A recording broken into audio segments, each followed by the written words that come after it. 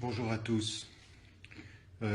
J'avais prévu déjà de pouvoir intervenir et de dire quelques mots sur la situation, sur ce qui se passe en France, ce qui se passe dans le monde, la politique nationale, mais également la politique internationale. Un certain nombre de choses qu'il faut dire, un certain nombre de choses qu'il faut aujourd'hui pouvoir affirmer avec force. Ce qu'on entend aujourd'hui comme discours, alors d'abord, je le répète pour ceux qui ne l'auraient pas entendu, la condamnation absolue et totale de ce qui s'est passé en France et qu'il faut de ce point de vue affirmer avec force la condamnation et puis la sympathie et l'empathie avec les familles de toutes les victimes. Les morts, les blessés et ceux qui ont perdu des amis aussi, puisque j'en connais quelques-uns et c'est toujours très difficile. Après tous ces moments et toute cette émotion, vient aujourd'hui, on l'entend, l'analyse et les discours qui sont tenus par les uns et par les autres sur la situation.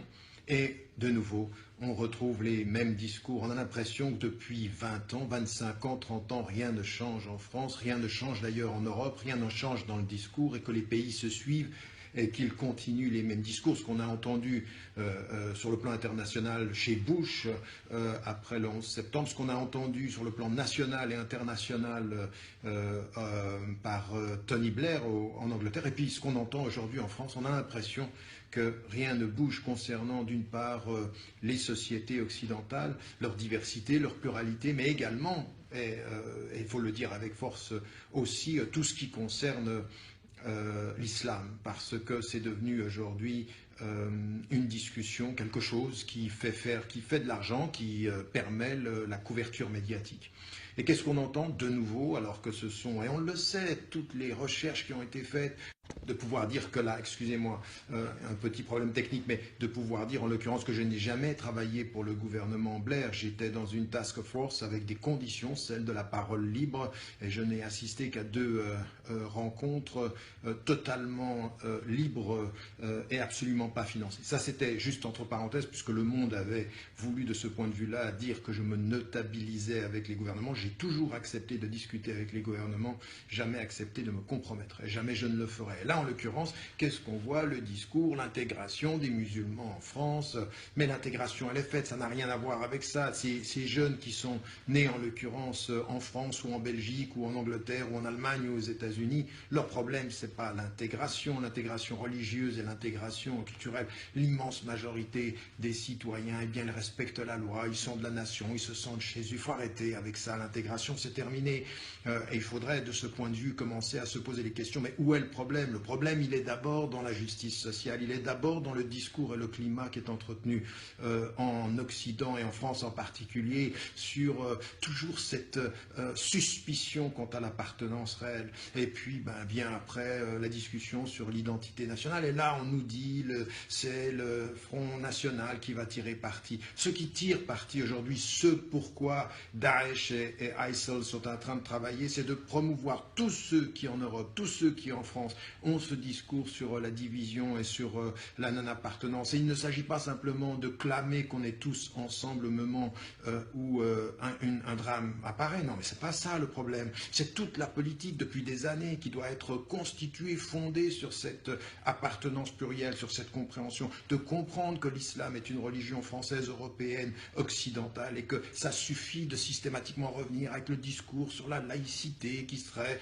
en danger. Mais ce n'est pas ça le problème. Vous pensez que ces jeunes qui sont complètement marginaux, eh bien, leur discours, il n'en est pas dans les mosquées. C'est pas là qu'ils ont été éduqués. On le sait, toutes les statistiques l'ont montré aux États-Unis, Angleterre, en France, que ces jeunes-là, ils n'étaient même pas attachés aux mosquées. Pourquoi en faire un problème qui soit lié à la religion? Bien sûr qu'il faut répondre, bien sûr que nous avons une responsabilité. Je n'ai pas arrêté, en l'occurrence avec tellement d'autres depuis 25 ans, de dire et de répéter qu'il faut la critique de l'intérieur de l'islam, de dire que ceci n'a rien à voir avec les principes, que s'il y a des textes qui sont mal interprétés, eh bien, il faut qu'on en fasse la critique. Bien sûr, dire que ça n'a rien à voir avec l'islam, ça ne veut rien dire. Ce qu'il faut dire, c'est qu'il y a un discours majoritaire et fondé, qui est la tradition musulmane, qui rejette ce discours-là et qui rejette ces lectures marginales et extrémistes. Donc ça, c'est clair. Mais là, revenir avec l'intégration et puis l'identité, est-ce que vous êtes parti? En fait, ils réussissent très bien leur coup. Ceux qui sont en train de promouvoir ceci et ceux des politiques qui sont en pleine déroute sur la question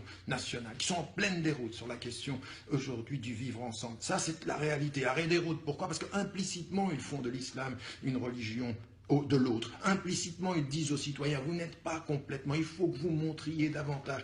Mais attendez, ça fait des générations maintenant qu'ils le montrent, ça fait des générations qu'ils sont de ce point de vue, là, dans la société. Leur problème aujourd'hui, c'est un racisme nouveau. Le problème, c'est une injustice sociale permanente, ancienne celle-ci, qui fait qu'en l'occurrence, depuis 2005, 10 ans plus tard, qu'est-ce que vous avez fait?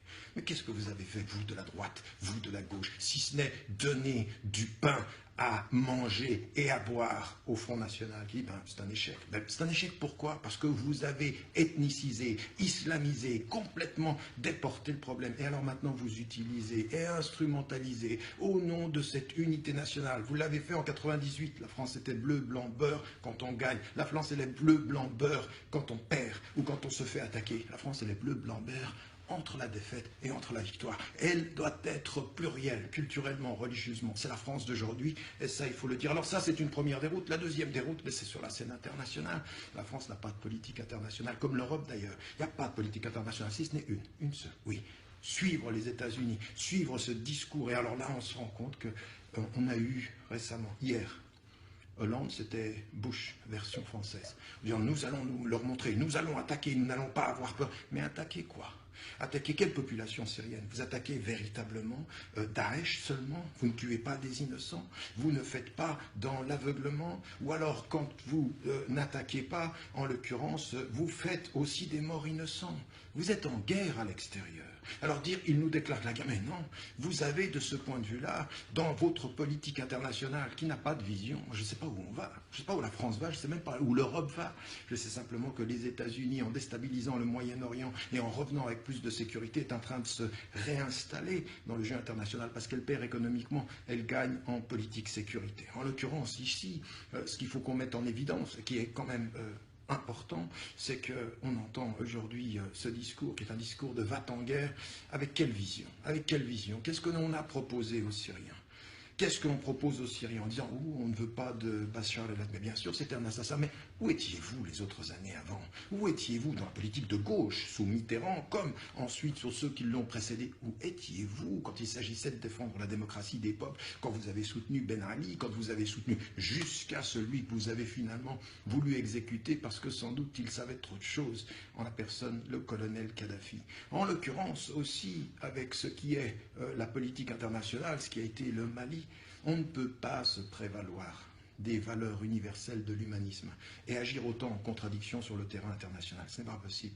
Et donc, en l'occurrence, il faut qu'on en vienne ici à une vraie question. C'est, non, ils n'ont pas de problème avec vos valeurs, et les musulmans n'ont aucun problème avec les valeurs. Les Français de confession musulmane, les Européens de confession musulmane n'ont aucun problème avec les valeurs universelles que nous partageons. Le problème que nous avons tous, et d'ailleurs des Français qui sont de confession musulmane ou qui sont d'autres confessions ou qui n'ont pas de confession du tout, et qui sont aujourd'hui debout et qui vous disent notre problème, ce n'est pas la communauté de valeurs ou la similarité des valeurs ou les valeurs partagées universelles, c'est le fait que, en fait, vous ne les appliquez pas, ces valeurs. Vous n'êtes pas politiquement aujourd'hui dans le soutien des peuples, quand il s'agit de la liberté des peuples en Syrie ou de la liberté des peuples en Irak, vous avez soutenu parfois les pires des dictateurs, jusqu'à Ben Ali, et vous le savez, ou alors les États du Golfe, ils ont l'argent, je l'ai toujours dit, qui vous fait taire. Et donc, en l'occurrence, vous donnez la leçon à qui? Vous êtes des promoteurs de quelle valeur? Et quand vous, aujourd'hui, revenez sur la question de la laïcité en disant c'est la qualité, mais appliquez-la, la laïcité, égalitairement pour tous les citoyens, musulmans compris, on n'aura pas de problème, on n'a pas de problème. Le problème, c'est vos contradictions, c'est votre lutte de pouvoir, c'est cette espèce de jeu qu'il y a et d'instrumentalisation de tous ces événements qui fait qu'aujourd'hui, sur la scène internationale, il y a de quoi être inquiet. Il y a véritablement de quoi être inquiet et être en colère, parce qu'autant la tristesse de ceux qui meurent nous habite, autant de la colère de ceux, en face de ceux qui trahissent les valeurs, doit nous habiter aussi. Quelle valeur, quelle politique internationale avez-vous? Quelle politique pour la liberté des peuples et le respect de la démocratie? Quand les peuples votent démocratiquement et que ça ne vous plaît pas, vous clouez le peuple avec des dictatures que vous soutenez, ou vous n'entendez pas le peuple avec des pétromonarchies que vous accompagnez. Et dont vous nous dites qu'il nous faut un discours islamique ouvert et libéral. Eh bien, pourquoi soutenez-vous l'idéologie qui vient avec l'argent des pétromonarchies? Pourquoi? Quelle est cette politique? Pourquoi? Et donc, en l'occurrence, aujourd'hui, il faut des voix fortes en disant que l'avenir, ce sera vraiment de pouvoir dire à tous les gouvernements, et même les élections qui arrivent en France ou à toute l'Europe, puisque vous en avez fait une question européenne, à tous ceux qui, aujourd'hui, utiliseront ceci pour rejeter les migrants, stigmatiser les musulmans, développer un discours sur l'identité fermée, eh bien, vous êtes aujourd'hui le pire danger qui puisse être pour nous tous. Parce que, en fait, malheureusement, vous êtes les alliés objectifs de ce qu'ils sont en train de faire, de ces extrémistes, de ces violents. Ils vous alimentent un discours qui vous permettra peut-être de gagner les prochaines élections, mais de nous perdre tous. Une double déroute, intérieure, extérieure. À nous aussi aujourd'hui d'être suffisamment courageux pour faire entendre cette voix, à nous de le dire avec force, à nous de défendre avec force et conviction ces réalités-là, des citoyens libres, des citoyens qui assument leur identité plurielle, parce qu'elle est toujours plurielle, leur citoyenneté dans le respect de la loi, leur rapport à la nation, avec une narration, avec un récit commun qui est pluriel, et qui disent à tous, au nom de notre citoyenneté, puisque vous attendez des musulmans, soit qu'ils disparaissent, soit qu'ils ne disent que ce que vous voulez entendre dans ce que moi j'ai toujours appelé un dialogue, un monologue interactif et non pas un dialogue pluriel et social, et politique et culturel, eh bien, à tout cela, nous leur disons, et nous devons le dire, et c'est ce à quoi, de toute façon, j'ai toujours appelé les consciences humaines, ceux que j'ai pu rencontrer sur la route, qui étaient musulmans ou qui étaient d'autres confessions, sans confession, être debout au niveau des principes, au nom des valeurs, c'est d'abord décider de ne pas agir en contradiction avec elles sur le terrain politique et social.